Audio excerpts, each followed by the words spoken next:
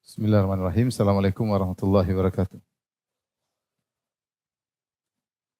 Alhamdulillahi ala ihsani wa syukru lahu ala taufiqi wa amtinani. Asyhadu an la ilaha illallah wahdahu la syarika lahu. Ta'ziman li sya'ni wa asyhadu anna Muhammadan abduhu wa rasuluh da'ila ridwani. Allahumma salli alaihi wa ala alihi wa ashabihi wa ikhwani. Hadirin hadirat yang dirahmati Allah Subhanahu wa taala, kita masih melanjutkan tentang faedah-faedah yang disebutkan oleh Syekh Muhammad bin Abdul Wahhab rahimahullah dari ayat 101, 102, 103 dari surat Al-Baqarah.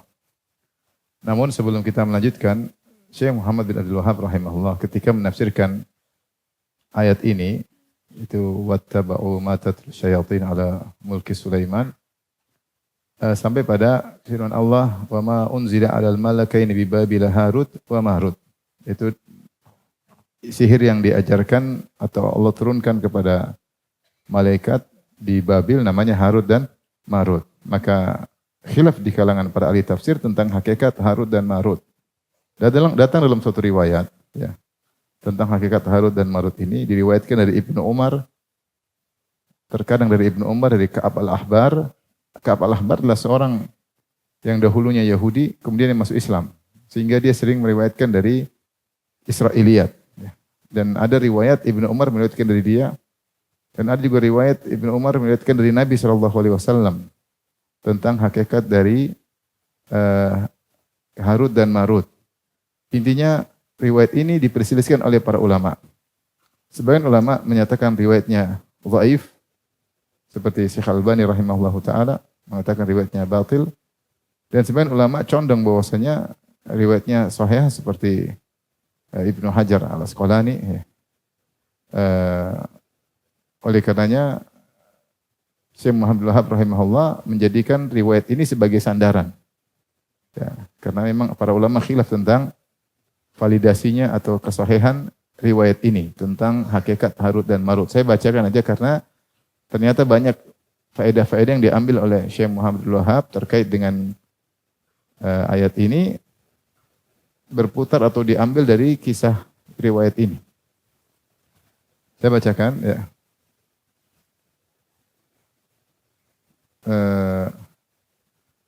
Anna Adam, sebagian mengatakan hadisnya mungkar ya.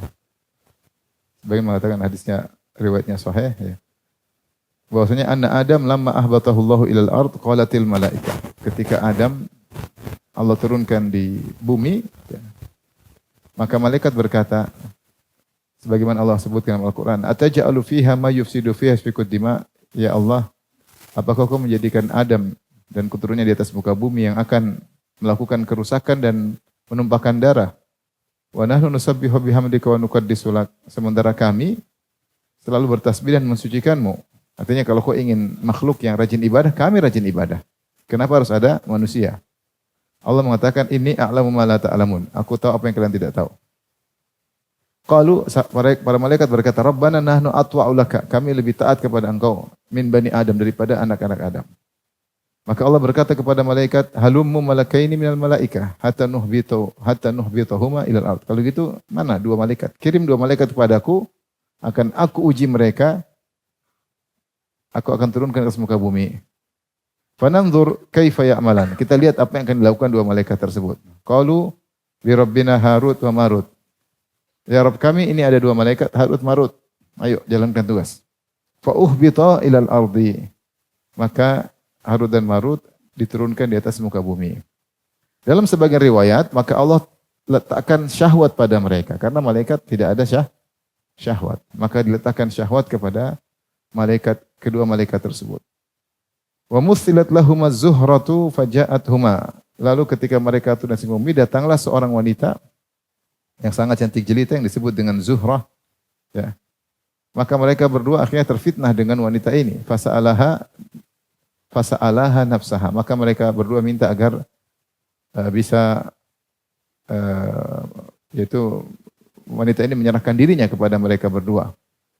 Faqalat, maka wanita ini berkata, la wallahi hatta tatakallama bihadhil kalimati minal isyrak. Enggak, saya akan menyerahkan diriku dengan syarat kalian mengucapkan kata-kata syirik. Itu kata-kata yang mengandung kesyirikan. Faqala wallahi la nusyriku billahi syai'a abadan. Maka Harut dan Marut berkata, demi Allah kami tidak akan berbuat syirik sama sekali. Fadhahabat anhuma, akhirnya wanita ini Zuhrah ini yang cantik jelita ini pergi. Tsumma raja'at bisobiin tahmiluhu. Kemudian dia balik lagi bawa anak kecil dia gendong.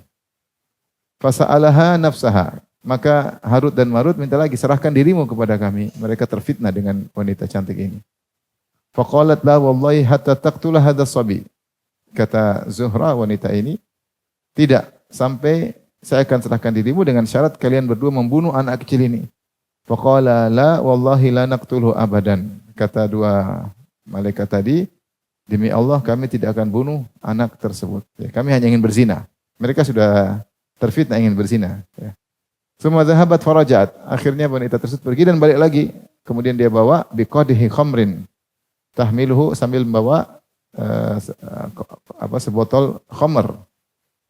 Fasa'alaha nafsaha. Mereka minta lagi, serahkan dirimu untuk kami melakukan perbuatan. Ya, ini berzina. Faqalat la wallahi hatta tashraba hadzal khamr. Enggak, saya enggak akan serahkan diriku sampai kalian berdua minum khamr. Kedua malaikat ini Harut dan Marut akhirnya menganggap ini ringan daripada yang lainnya, daripada membunuh, daripada syirik, mending minum khamr. Fasyariba, akhirnya dua malaikat ini minum khamr, fasakira, kemudian mereka berdua mabok, fawaqa'a 'alaiha, akhirnya mereka berdua menzinahi Zuhrah ini, wa qatala as-sabiyya, setelah itu mereka membunuh anak kecil. Falamma afaqa, ketika mereka berdua sadar, wanita ini Zuhrah berkata, wallahi ma taraktuma syai'an abaitumahu alayya illa qad fa'altumahu hina sakirtuma. Demi Allah kalian berdua tidak meninggalkan suatu pun perkara yang tadinya kalian berdua tidak mau. Sekarang kalian berdua telah melakukannya ketika kalian berdua sedang mabuk. Tadi disuruh bunuh enggak mau, disuruh yang lain enggak mau, akhirnya kalian melakukannya. Setelah itu fakhuyyira baina adzabid dunya wa adzabil akhirah. Akhirnya Allah menghukum mereka berdua, disuruh pilih antara azab dunia atau azab akhirat. Fakhtara adzabad dunya. Akhirnya mereka berdua memilih azab dunia. Ya. Hadis ini tadi riwayat Ahmad ya, dari Ibnu Umar. Dan Ibnu Abi Hatim mengatakan hadza haditsun munkar, ini hadis munkar dari riwayat dari Nabi SAW. Jadi diriwayatkan secara marfu' dari Nabi dan diriwayatkan dari Ka'ab al-Ahbar. Maka sebenarnya ulama memandang sanadnya sahih sampai kepada Ka'ab al-Ahbar. Ya ini cerita Israiliyat. Cerita apa? Israiliyat. Diceritakan oleh seorang yang pernah hidup di zaman Nabi tapi tidak masuk Islam. Ya. Setelah itu baru masuk Islam, itu Ka'ab al-Ahbar. Ya. Dan kita tahu hadis-hadis Israiliyat, Rasulullah SAW mengatakan, la tukadzibuhum wa la tusaddiquhum. Hadithu an Bani Israel wala haraj. Sampaikanlah kisah dari Bani Israel, tidak mengapa, jangan didustakan, jangan dibenarkan. Akan tapi Syekh Muhammad Abdul Wahab rahimahullah menjadikan riwayat ini sebagai salah satu tafsir ayat yang beliau sedang bahas ini. Maka beliau mengambil faedah-faedah dari kisah riwayat tadi. Tapi kita lanjutkan, faedah yang ke-13. Si'atu ilmillahi atau sa'atu ilmillahi wa maghfiratu wa rahmatuhu. Bahwasanya luasnya rahmat Allah dan ampunan Allah dan ilmu Allah yang begitu luas. Diambil dari mana? Dari ayat yang 103. Kata Allah, walau annahum amanu wattaqau lamathubatun min indillahi khair law kanu ya'lamun. Seandainya orang-orang Yahudi tersebut amanu setelah mereka melakukan sihir, itu Allah berfirman dari ayat 102, wattaba'u ma tatlu syayatinu ala mulki Sulaiman. Mereka mengikuti ajaran sihir yang diajarkan oleh setan-setan. Setelah itu Allah mengatakan bahwasanya mereka di ujung ayat bahwasanya walau qad alimu laman ishtarahu ma lahu fil akhirati min khalaq. Mereka sudah tahu bahwasanya ketika mereka melakukan kesyirikan, mereka bakalan tidak mendapatkan bagian sama sekali di akhirat, yaitu mereka kafir. Allah vonis mereka kafir. Setelah itu pada ayat 103 Allah mengatakan, walau annahum amanu, Allah kasih kesempatan mereka untuk taubat. Walau annahum amanu wattaqau, seandainya mereka beriman dan bertakwa, yaitu meninggalkan sihir, ya. Dan mereka beriman kepada Muhammad dan Al-Quran, wattaqau, dan meninggalkan sihir, lamathubatum min indillah, maka mereka akan mendapatkan pahala dari Allah Subhanahu wa taala. Itu Allah Maha baik. Kalian sudah kafir, sudah musyrik, sudah melakukan sihir, tapi seandainya kalian bertobat, kalian akan dapat apa? Pahala. Ini menunjukkan betapa baiknya Allah Subhanahu wa taala. Makanya orang kalau bertobat itu dia bukan cuma dosa-dosanya nol, tapi dapat bonus. Bukan kembali nol, enggak. Bahkan dapat bonus pahala. Bahkan dapat bonus kebaikan dunia maupun kebaikan akhirat. Makanya kata Nabi Nuh, "Faqultu astaghfiru rabbakum innahu kana ghaffara yursilis samaa'a 'alaikum midrara wa yumdidukum bi amwalin wa banin." Dan seterusnya. Kata Nabi Nuh, aku berkata kepada kaumku, beristighfarlah kepada Rabb kalian, sungguhnya Allah Maha Pengampun. Tapi kalau sudah bertobat, apakah cuma dapat nol dosa-dosa, kembali nol? Bukan cuma kembali nol, dapat pahala, dapat ganjaran, bahkan ganjaran duniawi. Yursilis sama alaikum midrara, Allah akan turunkan hujan yang lebat dan berkah bagi kalian. Karena ketika itu kaum Nabi Nuh mengalami musim kemarau. Wa yumdidukum bi amwalin wa banin. Dan Allah akan menambahkan harta bagi kalian dan Allah akan menambahkan anak-anak bagi kalian. Wa ja'alakum jannatin wa ja'alakum anhara. Bukan cuma itu. Tanah kalian yang tandus akan Allah tumbuhkan kebun-kebun dan Allah akan alirkan sungai-sungai. Yaitu kalau kalian bertobat, dapat ganjaran duniawi. Bukan cuma dosa apa? Nol. Nah, kalau kita manusia, kita melakukan salah sama orang, terus kita bilang, maafin saya. Paling banter dia bilang, ya saya maafkan engkau. Ya sudah pulang sana. Tidak ada dia bilang, saya maafin engkau, ini hadiah mobil buat engkau. Ada? Enggak ada. Tapi kalau Allah Subhanahu wa taala kita bertobat, bukan cuma nol dosanya, juga dikasih apa? Ganjaran duniawi. Demikian juga ganjaran akhirat. Makanya Allah berfirman, ya ayyuhalladzina amanu tubu ilallahi taubatan nasuha. Asa rabbukum ayyukaffira ankum sayyi'atikum wa yudkhilakum jannatin tajri min tahtihal anhar. Perhatikan, wahai orang beriman, bertobatlah kepada Allah dengan taubat yang benar. Ini seruan kepada seluruh kita yang melakukan maksiat. Bertobatlah kepada Allah dengan taubat yang benar, yang sungguhnya. Apa ganjarannya? Ya. Asallahu ayyukaffira ankum sayyi'atikum. Semoga Allah menghapuskan dosa-dosa kalian. Apakah titik? Belum titik, masih koma. Wa yudkhilukum jannatin tajri min tahtihal anhar. Wa yudkhilukum jannatin dan Allah masukkan kalian dalam surga. Jadi orang bertobat itu dosanya nol, dapat bonus duniawi dan juga dapat bonus apa? Ukhrawi. Makanya di sini setelah mereka melakukan syirik, Yahudi bikin syirik, bikin macam-macam, ya. Allah mengatakan, walau annahum amanu wattaqau lamathubatum min indillahi khair law kanu ya'lamun. Seandainya mereka beriman kepada Muhammad, beriman kepada Al-Qur'an, wattaqau dan meninggalkan syirik, meninggalkan sihir, lamathubatum min indillahi khair, maka mereka akan mendapatkan ganjaran yang agung. Law kanu ya'lamun, seandainya mereka mengetahui. Berarti Allah Maha baik atau tidak? Maha baik. Ampunan Allah luas. Ya, rahmat Allah sangat luas. Hanya saja mereka tidak mau bertobat. Tidak mau bertobat. Fir'aun kalau bertobat, diterima nggak tobatnya? Diterima dan dikasih ganjaran. Tapi dia tidak mau bertobat. Baik. Faedah yang ke-14. Yaj'alu ba'dha nadharihi ilal qada' wal qadar. Seorang ketika mengamati ayat-ayat ini, ayat 101 sampai 103, ya benar ya. 103, maka dia melihat juga tentang masalah takdir. Bahwasanya apapun yang terjadi, baik atau buruk, ditakdirkan oleh Allah Subhanahu wa taala. Maka Allah mengatakan, fayata'allamuna minhuma ma yufarriquna bihi bainal mar'i wa zawjihi wa ma hum bidharrina bihi min ahadin illa biiznillah. Itu Allah takdirkan, Allah turunkan dua malaikat yang mengajarkan ilmu sihir. Semuanya dengan izin Allah Subhanahu wa taala. Kemudian dengan sihir tersebut mereka bisa memisahkan antara suami dengan istrinya. Kemudian kata Allah, wa ma hum bidharrina bihi min ahadin, dan mereka tidak bisa memberi kemudaratan kepada seorang pun dengan sihir tersebut illa biiznillah, kecuali dengan izin Allah. Maka ini adalah takdir. Terkadang Allah mentakdirkan keburukan karena ada ujian, ada hikmah di balik itu. Maka seorang terkadang melihat apa yang terjadi, dia suka atau tidak suka, semua berdasarkan takdir Allah. Karena ketika terjadi sihir pun biiznillah, dengan takdir.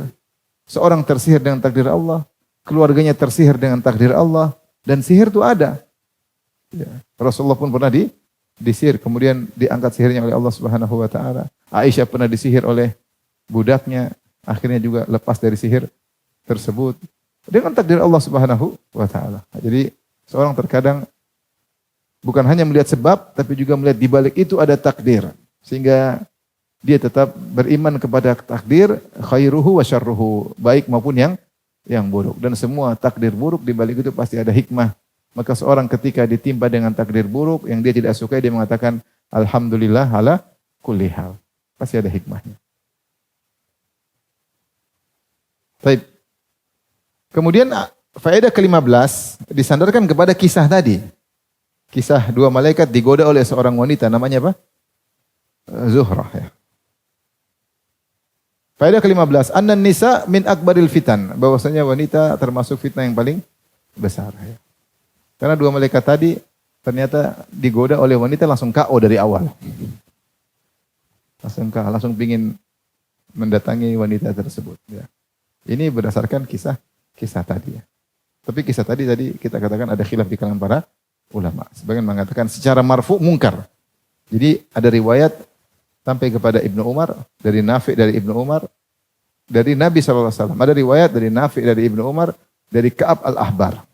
Yang lebih kuat dari Ka'ab al-Ahbar, bukan dari Nabi. Kalau Nabi hadisnya mungkar, hadisnya batil. Tapi dari Ka'ab al-Ahbar sanadnya oke. Sanadnya oke. Cuma ini Israiliyat. Tidak bisa kita bilang benar, tidak bisa kita bilang salah. Tapi sebagian ahli tafsir menyebutkan kisah-kisah Israiliyat. Karena Rasulullah tidak melarang untuk disampaikan jika sanadnya sahih. Baik. Maka di sini jelas bagaimana dua malaikat tadi Harut dan Marut langsung terfitnah dengan wanita tadi yang cantik jelita. Makanya Rasulullah mengatakan, "Ma taraktu ba'di fitnatan adharra 'ala rijal minan nisa." Aku tidak pernah meninggalkan fitnah yang paling berbahaya bagi laki setelahku, yaitu seperti fitnah apa? Wanita. Rasulullah juga bersabda tentang Bani Israel, "Wattaqud dunya inna hadid dunya hulwatun khadira." Sungguhnya dunia itu manis dan hijau, yaitu manis dirasakan, hijau enak dipandang. Wa innallaha mustakhlifukum fiha, dan Allah menjadikan kalian hidup di atas muka bumi. Fayanzuru kaifa ta'malun. Allah ingin lihat bagaimana kalian beramal. Bagaimana sikap kalian terhadap dunia. Setelah Allah berfirman, setelah itu Rasulullah berkata, "Wattaqud dunya wattaqun nisa." Waspadalah kalian dengan fitnah dunia, dan kemudian Rasulullah khususkan di antara fitnah dunia yang paling berbahaya, dan waspadalah terhadap fitnah apa? Wanita. Fa inna awwala fitnati Bani Israel kanat fin nisa. Sungguhnya fitnah pertama kali yang menimpa Bani Israel dimulai dengan fitnah wanita.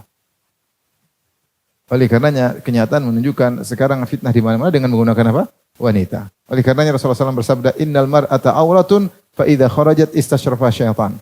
Sungguhnya wanita adalah aurat, sekujur tubuhnya aurat.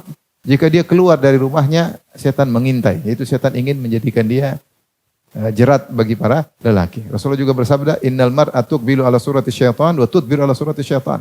Sungguhnya wanita datang dalam bentuk setan, balik dalam bentuk setan. Apa maksudnya? Setan menghiasi. Datang ketika lihat seorang laki memandangnya, maka dihiasi dengan macam-macam, dikhayalkan macam-macam. Ketika lihat dari belakang pun dikhayalkan macam-macam. Setan menghiasi. Sehingga lelaki mudah terfitnah. Maka seorang jangan pernah menggampangkan lelaki. Kalau antum laki-laki, kalau antum bencong ya lain cerita ya. Tapi kalau antum laki-laki, jangan menggampangkan fitnah apa? Wanita. Jangan menggampangkan fitnah wanita. Karena antara wanita dan laki ada strom ya. Kalau masih normal. Maka jangan pernah menggampangkan berchatting-chattingan, bertelpon-telponan, mendengar suara, ketawa ke TV, bercanda-candaan. Jangan sampai jadi laki-laki genit. Ada orang subhanallah, saya diceritain, genit. Pakai jubah, kemudian belanja barang. Ketika belanja barang, datang penjualnya perempuan. Kemudian dia bilang, "Ini barang bagus, cantik, tapi lebih cantik anti." Lah, genit ini namanya. Pakai jubah genit. Astagfirullah. Antum jangan begitu ya. Kalau digenitin cewek ya oke lah. Tapi jangan antum yang genit sama cewek. Aduh, bahaya ini. Tiba-tiba keluar potensi-potensi yang tidak diketahui sebelumnya. Kreasi-kreasi dan inovasi-inovasi yang muncul dalam merayu wanita. Ternyata antum lelaki genit. Waliyadzubillah, hati-hati. Fitnah wanita luar biasa. Jangan main-main. Jangan coba-coba. Mudah sekali laki terjatuh ya dalam godaan wanita. Makanya Rasulullah SAW mengatakan, "Ma ra'aitu min naqisati aklin wa dinin adhabu bi rubbir rajuli al-hazim min ihdakunna." Kata Rasulullah SAW, aku tidak pernah lihat menakjubkan ada suatu makhluk yang kurang akalnya dan agamanya itu lemah seperti kalian wanita. Tapi paling mampu untuk menghilangkan akal seorang laki-laki yang gagah perkasa. Seperti kalian wanita. Cuma main mata langsung jatuh. Cuma salam aja dengar suara bisa KO. Begitu laki-laki memang diciptakan sangat mudah terfitnah kepada wanita. Oleh karenanya hati-hati. Makanya hati-hati.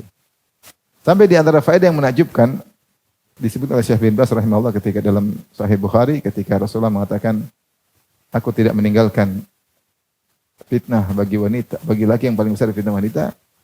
Kata Syekh bin Baz rahimahullah taala, hati-hati jangan sampai mendaati istri. Di antara fitnah yang menimpa laki taat kepada istri. Jadi suami soleha. Harusnya istri apa? Soleha, bukan suami soleha. Sebagian laki kalau istrinya baik, oke. Tapi sebagian laki hilang kawamahnya, hilang kendalinya di keluarga. Dia yang taat kepada apa? Istri. Istri yang suruh-suruh istrinya, akhirnya dia lemah. Ketika lelaki hilang kawamahnya, hilang kendalinya, dia dipimpin oleh istrinya. Istrinya bisa nakal, bisa mencari sosok lain karena namanya istri butuh untuk dipimpin. Itu fitrah wanita.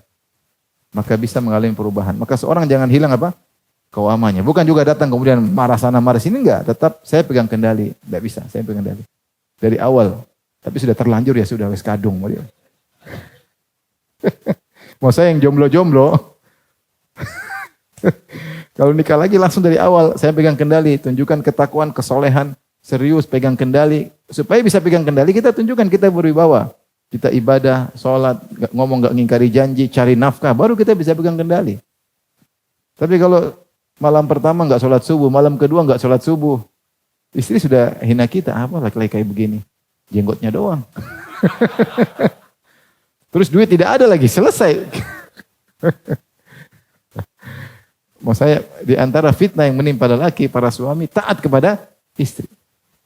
Maka sehingga hilang kawamahnya. Kita sayang istri sayang. Apa yang dia minta kita kasih, kita senang karena bentuk kasih sayang. Tapi jangan sampai kita jadi suami soleha, itu masalahnya. Harusnya istri apa? Soalnya tetap kita pegang kendali dengan kasih sayang kita miliki, berikan hadiah kepada mereka sebagai bentuk ketaatan kepada Allah, menyenangkan hati istri kalau orang lain kita senangkan hatinya, apalagi istri kita. Ya. Tetapi jangan sampai kebalik menjadi suami yang taat. Akhirnya sebagian istri bangga, suami saya takut sama saya, wih, bangga cerita kemana-mana, seakan-akan dia wanita yang berhasil.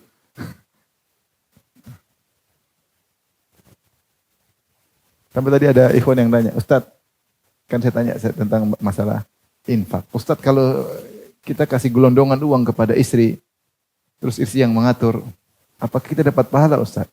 Istri yang beli ini, semua kita kasih gelondongan. Anda bilang, kenapa enggak antum yang ngurus sendiri? Kok harus istri? Antum takut apa bagaimana? Atau sayang istri? Tipis-tipis Ustadz, antara takut dan sayang. Ya inilah. Orang Indonesia yang baik-baik suaminya, baik-baik ya. Sampai nurut sama istri. Tidak boleh berlebihan, sayang sama istri juga nggak boleh berlebihan sampai merubah kendali di rumah tangga, nggak boleh.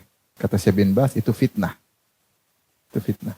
Dan itu bahaya, tidak bagus untuk anak-anak melihat ke depan. Anak-anak lihat, putri kita lihat, oh ternyata Abi penakut ya. Akhirnya nanti dia ketika nikah dia juga gituin suaminya. Kenapa? Dia sering lihat ibunya ngomelin apa? Bapaknya. Sehingga bagi dia biasa ngomelin apa? Suaminya. Akhirnya kita membimbing, menumbuhkan rumah tangga atau generasi yang tidak baik. Karena kita yang mencontohkan. Ini bapak-bapak dengarnya serius banget ya. Tenang aja, santai. Cuma peringatan. Yang jomblo dari awal harus, saya pemegang kendali. Paham?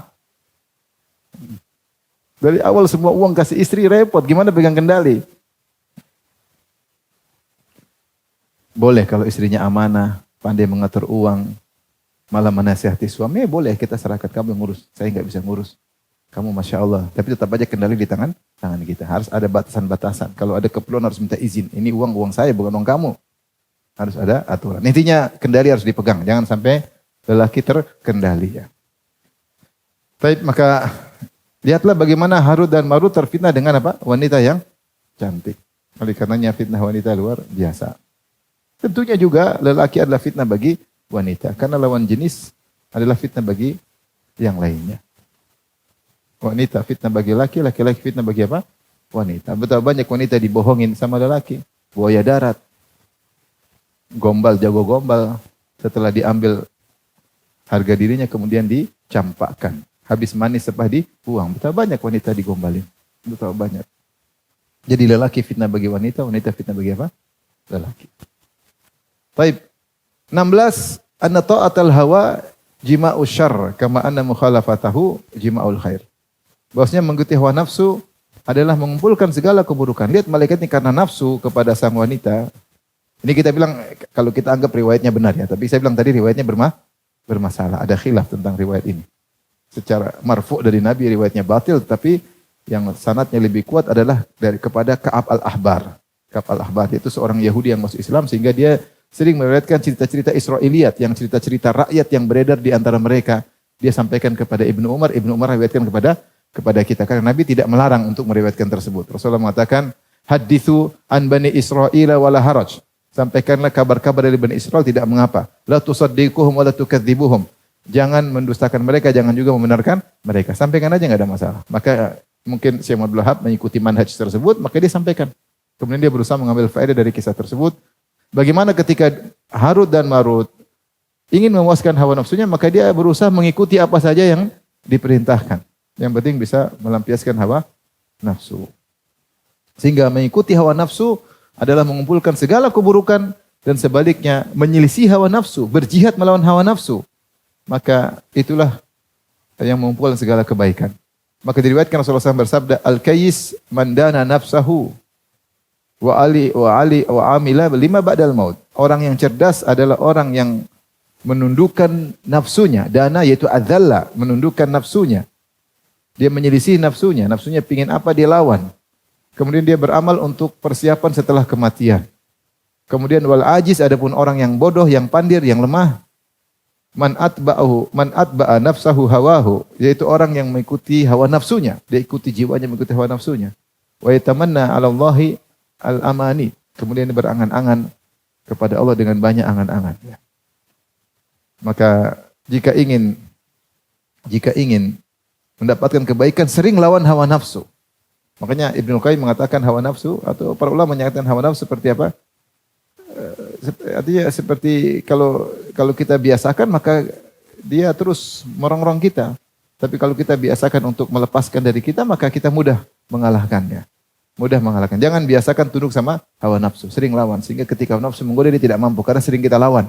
Dia enggak, dia pengen gitu enggak. Dia pengen ngajak kita gitu enggak. Tapi kalau kita nurutin sudah terbiasa kita akhirnya terikut hawa nafsu sehingga tertawan oleh hawa nafsu. Makanya itu saya sering sampaikan di antara perkataan Ibnu Mas'ud, beliau berkata al-ghina yumbitun nifaq. Bahwasanya nyanyian-nyanyian, musik-musikan menumbuhkan kemunafikan. Kok bisa? Karena ketika kita mendengar musik, kita sedang memanjakan hawa nafsu. Kita ikut sehingga akhirnya hawa nafsu tersebut semakin menjadi-jadi. Ketika kita sudah terbiasa tunduk hawa nafsu, dia akan mengajak kepada yang lainnya. Ini juga, maka tidak berhenti pada musik saja, nanti pada khamar, pada wanita, pada tontonan, pada macam-macam leha-leha. Karena kita sudah terbiasa memanjakan hawa nafsu. Dengan demikian, dari awalnya musik menumbuhkan berbagai macam kemunafikan. Makanya banyak terjadi orang tidak terbatas pada musik saja. Akhirnya merambat kepada yang lainnya. Benar atau tidak? Benar. Musik kurang enak kalau tidak sambil fly. Akhirnya sambil apa? Fly. Fly kurang enak kalau tidak sama perempuan. Seterusnya begitu. Sudah perempuan kurang enak kalau tidak pas sama narkoba. Dan akhirnya merembet kemana-mana. Diawali dengan menuruti hawa nafsu. Tapi kalau sejak awal kita lawan hawa nafsu, nafsu nggak bisa goda kita. Artinya susah dia goda kita karena sudah biasa dilawan. Sudah biasa dilawan. Maka kata Syekh Muhammad bin Wahab rahimahullah ta'ala, anna mukhalafatahu jima'ul khair. Menyelisih hawa nafsu adalah kunci segala kebaikan. Kunci segala kebaikan. Fa amma man tagha wa atharal hayatad dunya fa innal jahimah hiyal ma'wa. Adapun orang yang melampaui batas dan mendahulukan kehidupan kesenangan dunia, maka neraka tempat kembalinya. Wa amma man khafa maqama rabbih wa nahan nafsa 'anil hawa. Adapun orang yang takut kepada kedudukan Allah Subhanahu wa taala Wa nahan nafsa 'anil hawa, dan mencegah dirinya mengikuti hawa nafsunya. Dia lawan hawa nafsunya. Fa innal jannata hiyal ma'wa. Sungguhnya surga adalah tempat kembalinya. Maka ini hidup berjuang. Makanya Ibnu Qayyim mengatakan mujahadatun nafs, melawan hawa nafsu lebih utama dari jihad dengan pedang. Kata beliau, karena orang yang tidak berhasil melawan hawa nafsunya tidak bakalan bisa jihad dengan pedang dengan ikhlas, susah. Karena ketika jihad real dengan pedang itu banyak ujian yang menyerang jiwa. Macam-macam niat, macam-macam apa-apa segalanya. Tapi kalau dia kuat melawan hawa nafsunya, dia akan bisa berjihad dengan baik. Baik. Kemudian yang ke-17, inna syirkal akbar mimma yakhturu bil bal. Bahwasanya syirik besar termasuk perkara yang terkadang melewati, terlintas di hati. Saya enggak tahu beliau ngambil faedah dari mana ya. Tapi beliau mengatakan di antara faedah ayat-ayat ini atau dengan kisah tadi bahwasanya manusia digoda bukan cuma tentang hawa nafsu syahwatnya. Terkadang digoda juga dengan pikiran-pikiran yang tidak benar. Tentang syirik, tentang kekufuran. Tentunya dalil-dalil yang lain ada. Datang syaitan, kemudian menggoda, mengatakan, siapa yang menciptakan ini? Ini Allah. Siapa yang menciptakan itu? Allah. Kalau begitu siapa yang menciptakan Allah? Syaitan datang menggoda. Membuat kita ragu.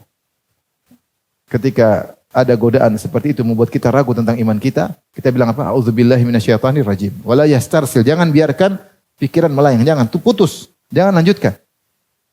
Jangan lanjutkan. Oh ya coba ya, apa ya? Oh jangan, berhenti. Karena ini melawan ini butuh ilmu yang tinggi, harus belajar. Kalau enggak banyak syubhat sehingga kita lemah. Akhirnya kita bisa terbawa. Banyak pikiran-pikiran yang membuat kita ragu tentang adanya Tuhan, membuat kita ragu tentang adanya hari kiamat, membuat ragu apakah Islam benar atau tidak, membuat ragu apakah orang kafir masuk neraka atau tidak, membuat ragu ini takdir Allah atau bukan. Banyak setan datang menggoda. Jadi yang digoda bukan cuma menggoda untuk wanita, untuk syahwat, untuk nonton film Korea, bukan cuma itu setan-setan kroco. Setan-setan gede membuat kita ragu tentang iman. Nah kalau ada seperti itu kita bilang apa? A'udzubillah minasyaitonir rajim. Karena semua itu ada jawabannya. Cuma kita nggak sempat untuk belajar. Semua syubhat itu ada jawabannya. Allah bantah di Al-Quran. Nabi bantah dalam hadis-hadisnya. Para ulama sudah banyak bantah. Cuma kita nggak sempat. Nah kalau kita istirsal, membiarkan pikiran kita ngikut, kita bisa ke bawah. Maka hati-hati. Karena godaan syaitan bukan cuma terkait dengan syahwat biasa. Terkadang menggiring kepada kesyirikan, kepada kekufuran. Baik. 18. Anna talaffuz bisyirki bikalimatin wahidah la yushtarat fi kufri man takallama biha aqidatal qalb wala adamal karaha lisyirk. Beliau mengatakan bahwasanya mengucapkan lafal kesyirikan dengan satu kalimat saja, satu kata saja, tidak disyaratkan untuk menjadi kufur, harus meyakini, tidak harus. Kalau kau ucapkan sudah tahu itu enggak benar, kau ucapkan bisa jadi kufur. Wala adamul karaha lisyirk. Meskipun tidak disyaratkan benci kepada kesyirikan ya. Tidak benci kepada kesyirikan. Meskipun kau benci dengan kesyirikan dan kau tidak meyakini kesyirikan tersebut, tapi kau tahu itu syirik terus kau nekat mengucapkannya, bisa syirik. Saya ulangi. Saya ingin menyampaikan bahwasanya bisa seorang menjadi kufur jika dia mengucapkan kata-kata syirik. Sengaja mengucapkan tersebut demi menyenangkan seseorang. Meskipun dia tidak suka syirik. Meskipun dia tidak meyakini ucapan tersebut. Diambil dari mana? Dari tadi Zuhrah ketika ingin diserahkan dirinya kepada Harut dan Marut, dia mengatakan, kalau kamu mau saya, ucapkan kalimat apa sih? Syirik. Padahal malaikat tahu, kami tidak akan berbuat syirik. Tidak apa-apa, jangan, kamu tidak, ngomongin aja. Asal ngomong, saya kasih diriku. Ini menunjukkan kalau mereka ngomong, mereka terjerumus dalam apa? Kesyirikan. Maksudnya hati-hati ketika kita berkata-kata tentang syirik. Seakan-akan mendukung. Meskipun kita benci dengan kesyirikan, meskipun tidak meyakini. Misalnya kita mengatakan, oh iya, benar, memang Isa anak Allah. Padahal kita tahu itu enggak benar. Tapi untuk menyenangkan orang misalnya. Ini bahaya seperti ini. Ini bahaya. Jangan main-main dengan kalimat apa? Syirik. Memang Allah punya anak, kata menyenangkan orang.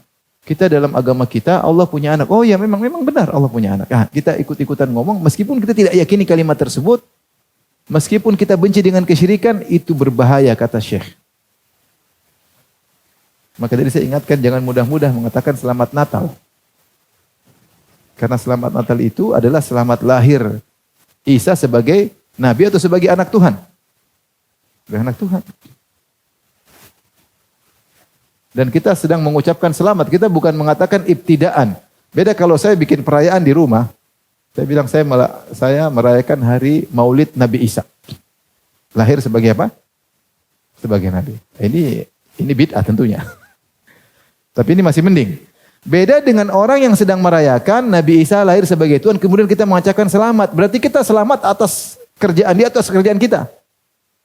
Kerjaan dia, kita kan sedang beri selamat kepada dia. Ini bahaya maksud saya. Dia sedang merayakan lahir Nabi Isa sebagai anak Tuhan. Kita mengatakan selamat. Berarti kita sedang mengucapkan selamat atas keyakinan dia, atas perayaan dia. Kalau kita mau gentle, kita bilang selamat hari Natal Nabi Isa sebagai Nabi, bukan anak. Selamat. Ribut namanya kalau begitu. Kamu tidak toleransi. Ya. Maksud saya, tidak usah. Kita alhamdulillah toleransi tidak harus mengikuti ritual mereka. Mereka tidak ikut ritual kita pun tidak ikut ritual keagamaan mereka. Ini sudah fatwanya dari Adam MUI. Karena konsekuensinya masalah lafal ini bahaya. Jangan kita nyerempet-nyerempet lafal apa? Kesyirikan, jangan. Kalau kita ridho mengucapkannya, meskipun kita nggak suka, bahaya. Bahaya. Beda kalau kita dipaksa. Seperti Ammar bin Yasir, dipaksa untuk menghina Nabi Muhammad. Kalau nggak dibunuh, itu lain terpaksa namanya. Ini enggak, ini dengan ridho mengucapkannya, meskipun nggak menyukainya, tidak meyakini, tapi kau ridho mengucapkannya, ini bahaya. Paham maksudnya? Baik, kita lanjutkan.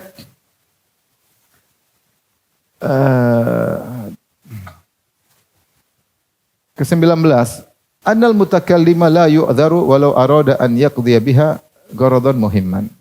Bahwasanya seorang yang mengucapkannya tidak diberi uzur, mengucapkan kalimat syirik, kalimat kufur tidak ada uzur meskipun hanya ingin mencapai tujuannya yang penting. Seperti Harut dan Marut tadi, dia enggak meyakini kesyirikan, tapi Zuhrah mengatakan yang penting kau ucapkan, saya siap serahkan diriku kepada kalian berdua. Seandainya mereka berdua ucapkan, mereka kufur.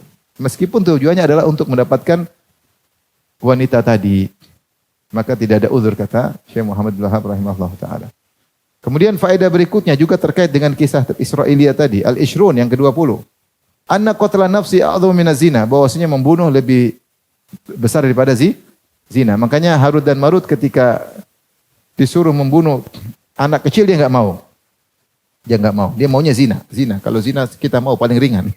Tapi kalau bunuh kami enggak mau. Menunjukkan bahwasanya membunuh lebih dahsyat daripada berzina. Makanya Imam Syafi'i mengatakan tidak ada dosa lebih besar dari setelah syirik seperti membunuh. Makanya Allah menggandengkan membunuh baru zina. Kata Allah, "Walladzina la yad'una ma'allahi ilahan akhar."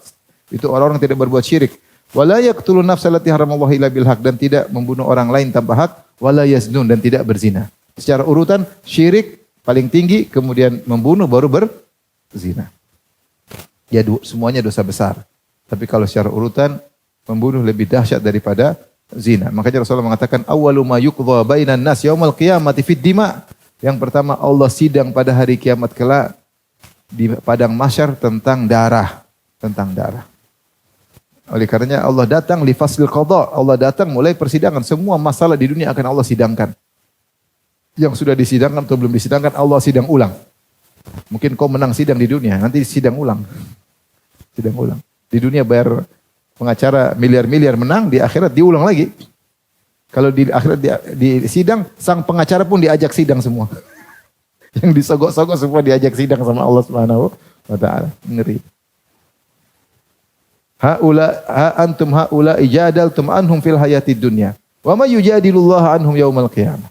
Kalian sekarang membela mereka di dunia. Siapa yang bisa mendebat Allah pada hari kiamat kelak? Memang bisa bela mereka di akhirat.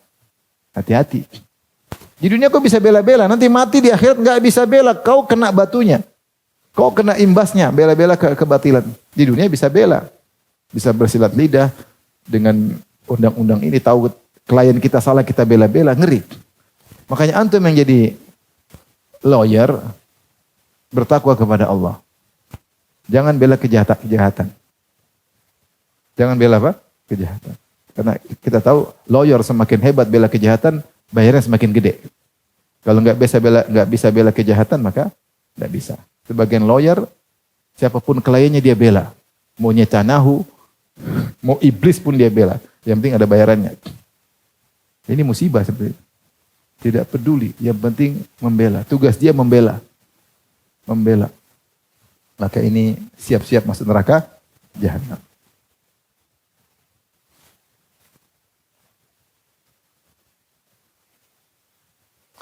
Kita kembali tadi bahwasanya membunuh lebih dahsyat daripada apa? Berzina. Makanya yang pertama kali Allah sidang pada hari kiamat terkait dengan apa? Membunuh, pembunuhan, pertumpahan darah. Itu yang pertama disidang oleh Allah Subhanahu wa taala karena itu dosa yang paling besar setelah syirik. Kemudian faedah ke-21, masih banyak, ada 51 faedah ya. Anal ma'asi baridul kufur, bahwasanya maksiat mengantarkan kepada kekufuran. Ya, maksiat mengantarkan kepada kekufuran. Benar, orang sudah minum khamar, nanti zina, kalau zina nanti macam-macam dan seterusnya bisa mengantarkan kepada yang lainnya. Dari pertama dia melakukan maksiat. Taib. Imannya masih tinggi, cuma dia ikuti hawa nafsu.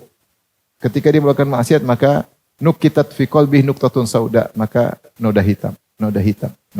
Mulai dia berpikir lebih mendahulukan hawa nafsu daripada keimanan. Terus noda semakin banyak, mulai masuk syubhat.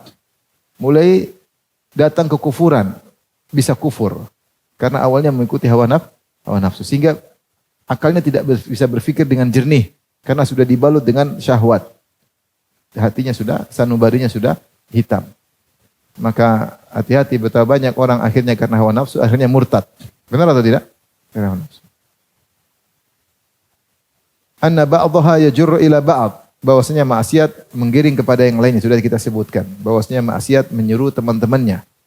Sebagaimana ketaatan menyuruh teman-temannya. Kalau kita sudah masuk dalam jalan ketaatan, biasanya akan digiring kepada ketaatan-ketaatan yang lain. Kalau kita circle-nya sudah benar, biasanya banyak ketaatan yang lain. Tapi kalau circle-nya salah, biasanya digiring kepada yang lain. Karena maksiat tidak akan berdiam diri. Dia panggil teman-teman maksiat yang lain. Musik akan panggil zina, akan panggil khamar, akan panggil macam-macam. Ayo kumpul sini, ada teman ini, ayo kumpul. Pada kumpul semua sehingga dia terjerumus dalam semua maksiat. Sudah musik, nanti ke khamar, khamar ke disco cewek, kemudian narkoba, lengkap. Durhaka sama orang tua, lengkap. Melalaikan istri, melalaikan anak, maksiatnya lengkap. Sekarang yang keberapa? 23. Anna uqubatal ma'siyati qad takunu akbar mimma yadhunnul alim. Bahwasanya hukuman maksiat terkadang lebih besar daripada yang disangkakan oleh seorang yang berilmu, ya.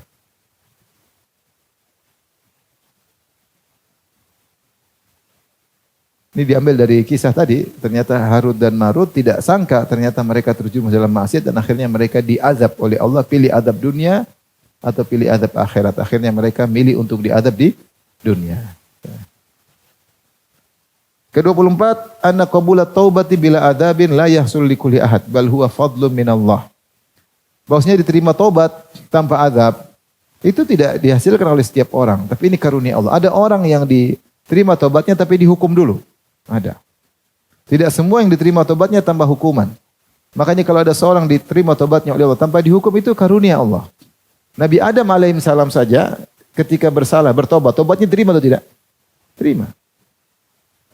Rabbana, Adam dan Hawa berkata, qala Rabbana zalamna anfusana wa illam taghfir lana tarhamna kunna minal khasirin. Berkatalah Adam dan Hawa, ya Rabb kami telah menzalimi diri kami bermaksiat. Wa illam taghfir lana tarhamna, kalau engkau tidak mengampuni kami dan merahmati kami, lanakunanna minal khasirin. Kami akan termasuk orang yang merugi. Kata Allah Subhanahu wa taala, fataba alaih. Allah pun menerima tobatnya Nabi Adam. Tapi apakah cukup diterima tobatnya? Allah turunkan ke mana? Ke bumi. Ada hukuman. Kalau dari kisah ini, Syekh Abdul Wahab ingin menyampaikan Harut dan Marut, mereka bertobat tapi dihukum. Artinya tidak semua orang bertobat kemudian tobat begitu saja. Seperti Bani Israel ketika menyembah atau membuat patung yang disuruh oleh Samiri, patung sapi, kemudian mereka menyembah patung sapi, kemudian mereka bertobat. Fatubu ila bari'ikum, kata Nabi Musa, faqtulu anfusakum. Bertobatlah kepada diri kalian, tapi caranya bunuh diri kalian. Akhirnya yang menyembah sapi ditusuk oleh yang tidak menyembah sapi, atau mereka saling tusuk-tusukan. Intinya diterima tobat mereka tapi ada siksaan. Ada siksaan. Demikian juga kita di dunia ini. Terkadang kita sudah bertobat tapi ada dikasih hukuman oleh Allah Subhanahu wa taala. Seorang merasakan dia sudah sering istighfar bertobat tapi kok ada efeknya. Efeknya begini, efeknya begini, efeknya begini. Nah, kalau ada orang bertobat tanpa ada apa-apa, itu karunia dari Allah. Karunia dari Allah. Bertobat, alhamdulillah setelah bertobat lancar tanpa ada halangan. Nah, ini karunia dari Allah. Tidak semua orang seperti kamu. Ada orang bertobat kemudian dapat musibah-musibah, tapi diterima tobatnya, tapi dikasih musibah. Dikasih hukuman-hukuman. Ada yang bertobat nyaman-nyaman aja.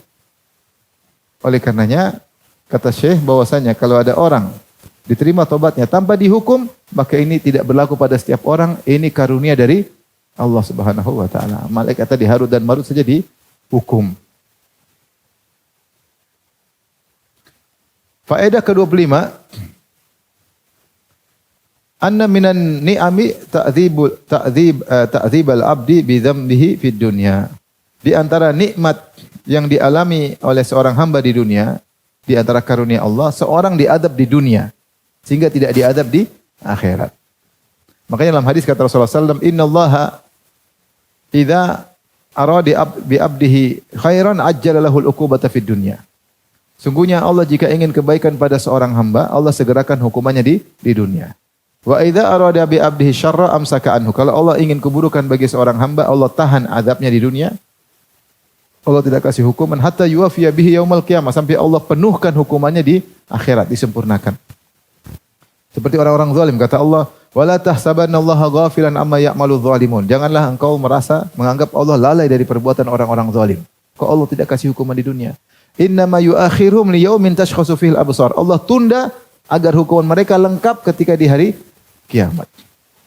Orang bilang, kenapa Netanyahu enggak dihukum-hukum?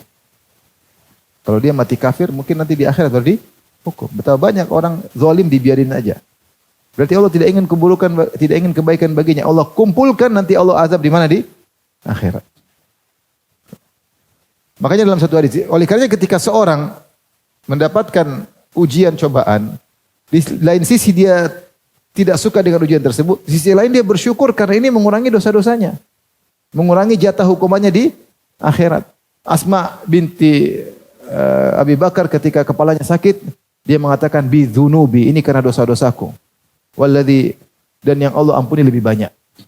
Tapi ini sebagian akibat dosa-dosaku, pusingku, tapi yang Allah ampuni lebih banyak. Wa ya'fu an katsir. Kata Allah, ma asabakum min musibatin fabima kasabat aydikum wa ya'fu an katsir. Apapun musibah menimpa kalian adalah akibat perbuatan kalian dan Allah maafkan, masih banyak Allah maafkan. Hanya sebagian Allah kasih. Yang lain Allah maafkan bonus, tidak dikasih hukuman apa-apa. Maka dari sisi sini, bahwasanya kalau ada musibah menimpa kita, memang kita enggak suka, tapi itu diantaranya nikmat karena mengurangi jatah azab di mana? Di akhirat. Rasulullah bersabda, ma yusibul muslim, tidak menimpa seorang muslim min nasabin wala wasabin, tidak ada letih yang menimpa seorang muslim, sakit, hazanin wala ghammin, sedih, gelisah, kekhawatiran, ya. Hatta syauka yushakuha, sampai duri yang mengenainya, illa kafarallahu bihi khotoyahu yaumil qiyamah, kecuali akan menghapuskan dosa-dosanya pada hari kiamat kelak. Demikian juga Rasulullah mengatakan, wala yazalu al-bala fil abdi fi malihi, senantiasa musibah menimpa seorang hamba pada hartanya, fi nafsihi, pada dirinya, pada keluarganya, pada anaknya, sampai dia berjalan hatta yamshi 'alal ard wa laysa 'alaihi khati'ah, sampai dia berjalan di atas muka bumi tanpa dosa sama sekali. Musibah. Tapi tidak boleh seorang berdoa, ya Allah azab aku di dunia, jangan di akhirat. Tidak boleh. Tapi mintalah keselamatan. Rasulullah pernah menyuruh seorang tubuhnya sangat kurus seperti anak burung yang baru menetas dari telurnya. Rasulullah mengatakan, jangan-jangan kau salah doa. Kata dia, iya ya Rasul, saya pernah berdoa, ya Allah, apapun azab yang akan kau timpakan kepadaku di akhirat, timpakanlah sekarang ya Allah, jangan di akhirat. Rasulullah bilang, jangan begitu. Mintalah keselamatan. Mintalah keselamatan. Kita minta keselamatan, kita minta pengampunan, tapi kalau Allah kasih musibah ya kita terima. Tapi jangan pernah berdoa, ya Allah, timpakan aku dunia sebelum lagi. Jangan. Tidak boleh. Tidak boleh. Mintalah keselamatan, mintalah ampunan. Tanpa azab sama sekali. Tapi kalau Allah takdirkan kita terkena musibah, pasti ada hikmah di balik itu. Kita cukup mengatakan alhamdulillah ala kulli hal. Makanya saya sering bilang, ya kalau kita sudah ditakdirkan kena musibah 100, kita kena 1, 2, berarti sudah kurang jatah. Ya. Masih tinggal 98. Misalnya. Jadi kita berpikir positif. Baik.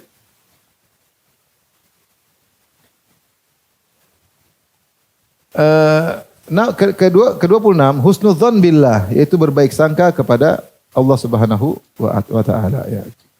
Dalam sebagian riwayat, salah seorang dari dua malaikat itu berkata, "Innila arju an in alimallahu anna qad ikhtarna adzabad dunya makhafata adzabil akhirah alla yajma'ahuma alaina." Aku berharap kalau Allah sudah suruh kita milih azab dunia dan akhirat, kemudian kita pilih azab dunia, semoga Allah tidak mendatangkan lagi azab apa? Akhirat. Itu husnudzan kepada Allah Subhanahu wa taala. Ini diambil dari kisah tadi. Faedah ke-27, al-qaidatul lati hiya khasiyatul aql wa huwa irtikabu anal syarrain lidafi a'laha wa tafwiti anal khairain litahsili a'laha. Ini kaidah yang merupakan kekhususan akal, yaitu kecerdasan akal, yaitu menempuh keburukan yang lebih ringan dalam rangka menolak keburukan yang lebih besar. Yaitu irtikabu akhafidharain, menempuh keburukan yang lebih ringan untuk menolak keburukan yang lebih besar. Wa tafwiti adal khairain, atau melepaskan keburukan yang lebih ringan untuk mendapatkan melepaskan kebaikan yang lebih sedikit untuk meraih kebaikan yang lebih apa? Besar. Mendapatkan maslahat yang lebih besar dengan melepaskan maslahat lebih kecil, atau menempuh kemudaratan yang kecil untuk menolak kemudaratan yang besar. Ini kaidah yang sangat agung dan inilah tujuan syariat. Kata Ibnu Taimiyah, syariat aja'a li tahqiqi al-maslahah, untuk mewujudkan ada kemaslahatan, wa taktsiri, atau memperbanyak maslahat mana yang lebih besar. Ya. Dalilnya dari mana? Dalilnya bahwasanya kedua malaikat ini ketika disuruh pilih azab dunia atau azab akhirat, mereka pilih apa? Azab dunia, lebih ringan daripada azab apa? Akhirat. Demikian juga ketika mereka disuruh atau harus melakukan maksiat, maka mereka memilih berzina daripada membunuh. Zina apa? Membunuh enggak. Kalau memang harus melakukan apa? Dosa-dosa. 40 hari. Wallahu alam bisa. Demikian wabillahi taufiq. Assalamualaikum warahmatullahi wabarakatuh.